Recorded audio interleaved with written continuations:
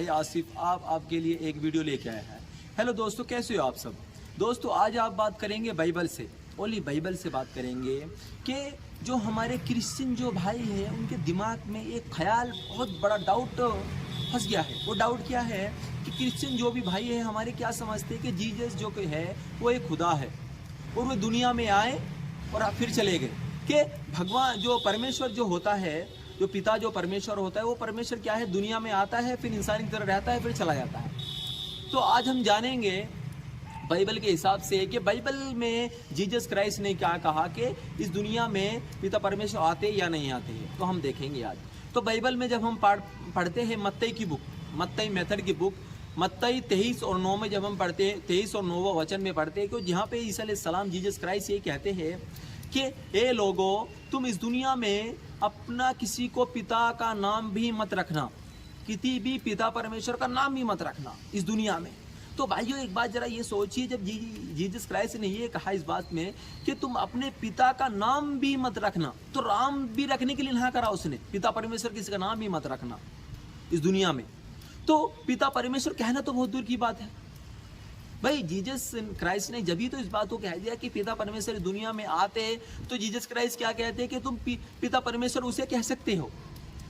तो जीसस ने क्या कहा, तुम इस दुनिया में किसी को पिता परमेश्वर नहीं कहना। जब पिता परमेश्वर इस दुनिया में नहीं आते, जब ही तो जीसस क्राइस्ट ने ना किया है ना।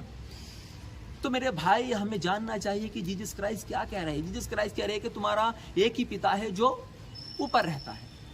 हमारा क्या है, एक ही पिता परमेश्वर है जो ऊपर रहता है। और 10वें वचन में जीसस क्राइस्ट ने क्या कहा, तुम गुरु भी किसी को मत बुलाना, तुम्हारा एक ही गुरु है, वो है जीसस, यानी मैं, जीसस ने कहा। तो मेरे भाइयों जीसस क्राइस्ट कौन है, हमारे गुरु है। और पिता परमेश्वर कितने हैं, हमारे एक ही है। वो कहाँ पे रहता है, ऊपर रहता है। ये जीसस क्राइस्ट ने स्टेटमेंट दे दिया है।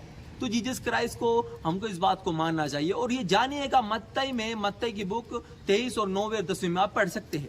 तो अब हम जानेंगे होल चैप्टर में, उसमें क्या है, पहला राज 8वां और 27 वचन में क्या है कि उसमें भी ये है कि क्या इस दुनिया में पिता परमेश्वर आएंगे, नहीं आएंगे। उसमें भी ये है कि इस दुनिया में पिता परमेश्वर नहीं आएंगे, इस दुनिया में पिता परमेश्वर नहीं समा सकते, नहीं आ सकते।